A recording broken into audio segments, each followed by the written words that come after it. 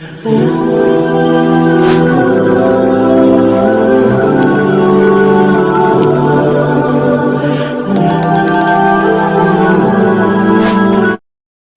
آدم سے لے کر جناب عیسیٰ تک آپ سارے انبیاء کو پڑھ لیں، وہ سارے یہی کہتے رہے کہ اللہ کے رسول آنے والے ہیں، اللہ کے رسول آنے والے ہیں، وہ آنے والے ہیں۔ بس فرق اتنا ہے، وہ کہا کرتے تھے آنے والے ہیں اور ہم کہہ رہے ہیں کہ آ گئے ہیں۔ بس ساری امتیں حضور کا ہی ذکر کرتی رہیں۔ وہ کہا کرتے تھے کہ علامہ اسماعیل حقی نے تفسیر روح البیان میں لکھا ہے، امام سیوطی نے الخصائص الکبریٰ میں لکھا ہے، جناب آدم کے انتقال کا وقت آیا تو اپنے بیٹے حضرت شیش کو بلایا اور بلا کر کے فرمانے لگے، شیش میں جا رہا ہوں بیٹے، لیکن یاد رکھنا ساری زندگی یہ کام نہ بھولنا۔ تو حضرت آدم کے صاحبزادے حضرت شیش عرض کرنے لگے، ابا جی وہ کون سا؟ کہنے لگے ہر وقت ہر روز اللہ کے آخری نبی پر درود و سلام پڑھتے رہنا۔ انہوں نے کہا کہ والد گرامی وہ کون ہے؟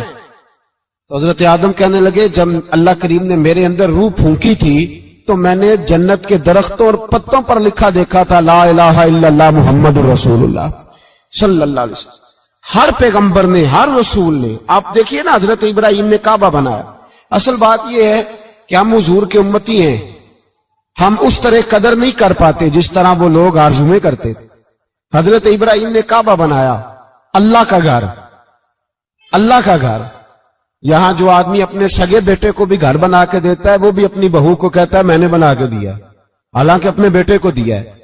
وہ بھی پوتوں کو کبھی کبھی بلا کے کہتا ہے تمہارے باپ نے کیا کمایا، میں نے دیا ہے۔ لوگ عادی ہیں، لیکن میرے عزیز حضرت ابراہیم نے اللہ کا گھر بنایا، اور جب بنا رہے تھے تو انداز یہ تھا کہ حضرت اسماعیل پتھر اٹھا کے لاتے تھے اور جناب ابراہیم خانہ کعبہ کی دیواریں بلند فرماتے تھے۔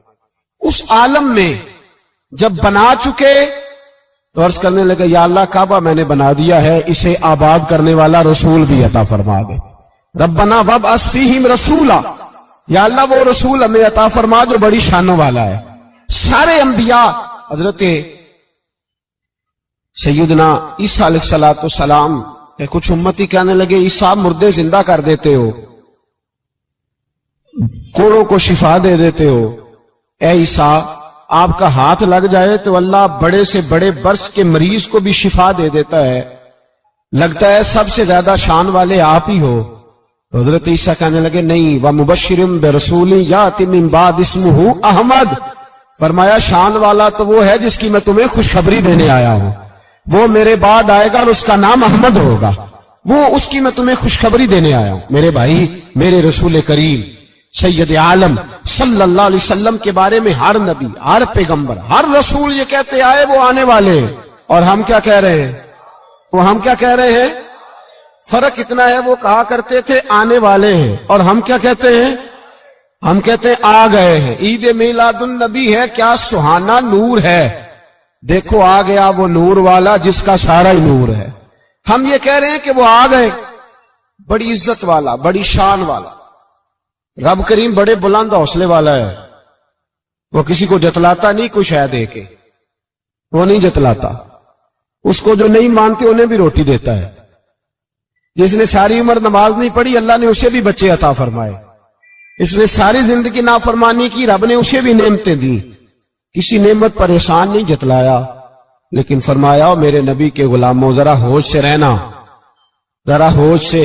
ساری زندگی برادریوں پر ہی فخر کرتے رہے ہو، ساری زندگی بینک بیلنس اور جائیداد اور مال پر ہی تم نے فخر کیا ہے، فرمایا ایک فخر والی چیز میں تمہیں دے رہا ہوں، اور میں تمہیں بتا رہا ہوں لقد من اللہ علی المؤمنین اذ بعث فیہم رسولا۔ اور یار اس پہ کبھی غور تو کرو، اس پہ کبھی غور تو کرو، احسان جتلانا کوئی چھوٹی سی بات ہے؟ اور پھر مالک جس کے حوصلے پر کوئی کلام ہی نہیں کر سکتا، وہ مالک احسان جتلا کے تجھے کہتا ہے او مسلمان تو چھوٹا سمجھتا ہے، تو شاید ہلکا جانتا ہے، ہوش کر، اور اپنے اندر کے مصطفیٰ کریم کے اس غلام کو بیدار کر۔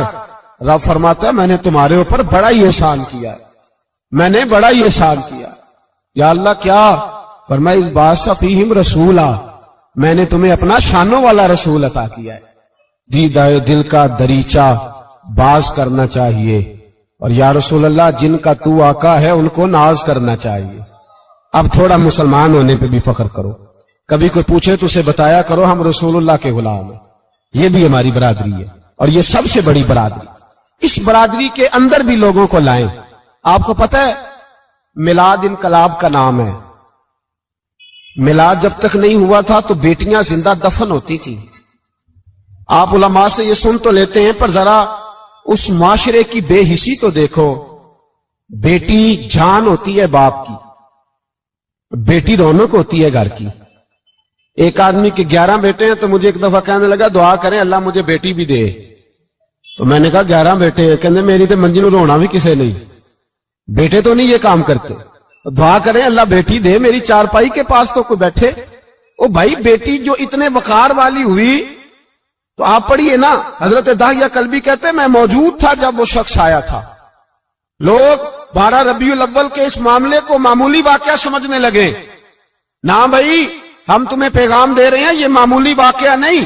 حضرت داہیہ کلبی کہتے ہیں اس شخص نے آ کے عرض کی یا رسول اللہ صلی اللہ علیہ وسلم میں نے 100 بچی زندہ دفن کی ہے، زندہ دفن، اور کہتے ہیں میری اپنی بیٹی، میں سفر پہ تھا تجارت پہ تو میرے پیچھے سے میرے گھر میں بیٹی ہو گئی، میری بیوی نے اپنے میکے جا کے چھپا دی، تو میں واپس آیا تو اس نے کہا بچہ ہوا تھا فوت ہو گیا، میں نے دفن کر دیا۔ جب بچی 4-5 سال کی ہوئی تو مجھے پتا چلا میری بیٹی ہے۔ کہتے میں اسے لایا اور میں نے اسے کہا میں تیرا باپ ہوں، تجھے تحفہ لے کے دوں گا، کھانا کھلاؤں گا۔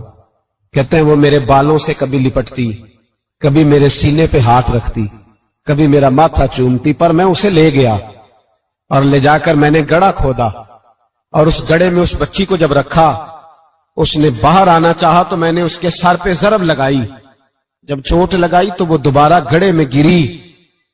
میرا ویسے وجدان کہتا ہے کہ جب سے میلاد ہو گیا ہے، آج کسی باپ کی بیٹی اگر چارپائی سے گر جائے تو شاید وہ ساری رات سو نہ سکے کہ بچی گر گئی ہے میری۔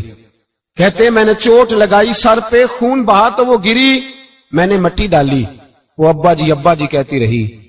کہتے ہیں جب اس کا وجود چھپ گیا اور اس کے چہرے پر مٹی پڑنے لگی تو اس نے ایک لفظ کہا، وہ لفظ مجھے آپ کے پاس لایا ہے۔ وہ بیٹی کہنے لگی اے اللہ بتا تیرا رحمت للعالمین نبی کب آئے گا؟ یا اللہ بڑی بیٹیاں دفن ہو گئیں، بڑی مائیں منڈیوں میں بک گئیں، غریب بڑے لٹ گئے، پریشانیاں بڑی بڑھ گئیں، اللہ بتا نا تو اسے کب بھیجے گا؟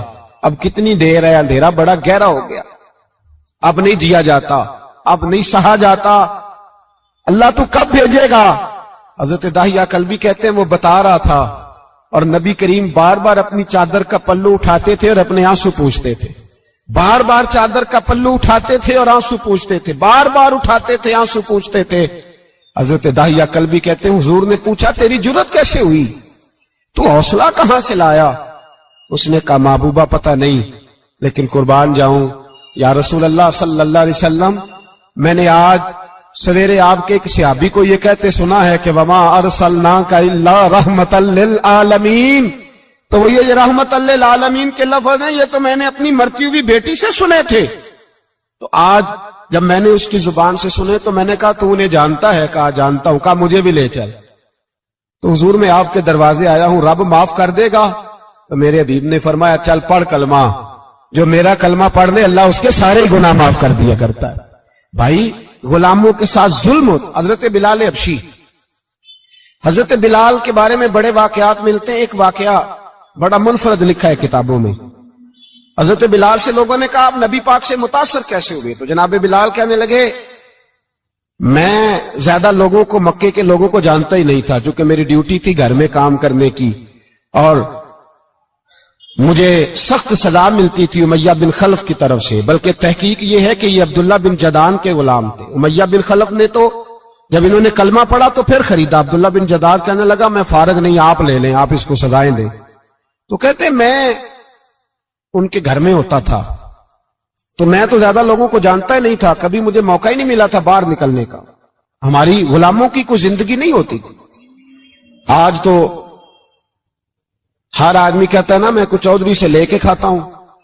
یہ جو تیرے اندر حوصلہ ہے نا، یہ میرے رسول نے تجھے عطا فرمایا ہے، یہ میرے نبی نے تجھے دیا ہے، ورنہ تو غلام بکا کرتے. یہ حوصلہ تجھے رسالت مآب نے دیا. حضرت بلال کہتے ہیں میں ایک دن مجھے بخار چڑھ گیا بڑا تیز، میں لوگوں کو جانتا نہیں تھا. فرماتے مجھے تیز بخار چڑھ گیا تو ٹھنڈ بڑی سخت تھی. میرے مالک نے مجھے کئی کلو جوں دیے پیسنے کو چکی پہ. کہتے میں بیمار تھا تو میں نے کچھ دوائی لی جو اس وقت موجود ہوتی تھی، تو میں نے ایک لحاف لیا، دودھ پیا تو مجھے نیند آ گئی. جب میں سویا تو میرا مالک آ گیا. اس نے آ کر کے مجھے سوئے ہوئے دیکھا تو کھینچ کر کمبل اتارا، رضائی اتاری، لحاف اتارا. کہنے لگا اب تیری سزا یہ ہے کہ تو کھلے میدان میں بیٹھے گا، وہاں چکی پیسے گا، اور دوسری سزا یہ ہے کہ تجھے قمیض پہننے کی بھی اجازت نہیں. حضرت بلال کہتے ہیں تیز بخار، ٹھنڈ کا عالم، اور جب میں چکی پیس رہا تھا تو رو رہا تھا، اور میں پوچھ رہا تھا خدایا ہمارے نصیب، اللہ ہمارے مقدر ہے، جرم ضعیفی کی سزا مرگ مفاجات.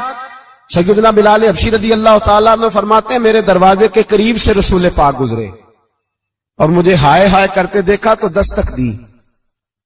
میں نے کہا کون ہے؟ دروازہ کھلے آ جاؤ. محبوب اندر آئے تو پوچھنے لگے کیوں رو رہے ہو؟ میں نے کہا جاؤ اپنا کام کرو. یہاں دکھ سارے پوچھتے ہیں، مداوع کوئی نہیں کرتا. یہاں تقریریں سارے کرتے ہیں، حقوق غریباں پر بات سارے کرتے ہیں، مداوع کوئی نہیں کرتا. جاؤ اپنا کام کرو. کہتے ہیں میں نے سخت جملے کہے معاذ اللہ. حضور چلے گئے، اور جب حضور جا رہے تھے تو میں کہہ رہا تھا بس جا رہے ہو نا، میں نے پہلے ہی کہا تھا جاؤ. کہتے ہیں قربان جاؤں. تھوڑی دیر گزری تو اللہ کے رسول کے ہاتھ میں گرم دودھ کا پیالہ تھا، کھجوریں تھی. حضور تشریف لائے اور کریم رسول نے مجھے کھجوریں دی، دودھ پلایا اور کہا چل جا کمبل میں بیٹھ جا. تو میں نے کہا چکی کون پیسے گا؟ وہ تو بڑا مارے گا. کہتے ہیں لوگو اس نبی کا میلاد اور معراج بھول نہ جانا، اس رسول پاک کی محبتوں میں کمی نہ آنے دینا، اس محبوب کا نعرہ ساری دنیا میں لگا دینا. فرماتے ہیں میرے حبیب کے میں قربان جاؤں. مصطفیٰ کریم نے فرمایا تو بیٹھ رضائی میں اور آج تیرے حصے کی چکی میں پیسوں گا. کہتے ہیں ساری رات حضور چکی پیستے رہے، ساری رات. سویرے میں اٹھا اور میرے حبیب پاک نے مجھے وہ سارا کچھ دیا اور خود چلے گئے. اگلی رات پھر آئی تو حضور پھر آ گئے، مجھے پھر رضائی میں لٹایا، دودھ پلایا اور ساری رات چکی پیسی. کہتے ہیں بس تیسرے دن حضور چکی پیس کے جانے لگے تو میں نے قدم تھام لیے. میں نے کہا بیبا دنیا ساری جھوٹ بولتی ہے، زمانہ سارا غلط کہتا ہے، جو غلاموں کے حصے کا کام کرے وہ اللہ کا سچا رسول ہوا کرتا ہے. Like, comment and subscribe.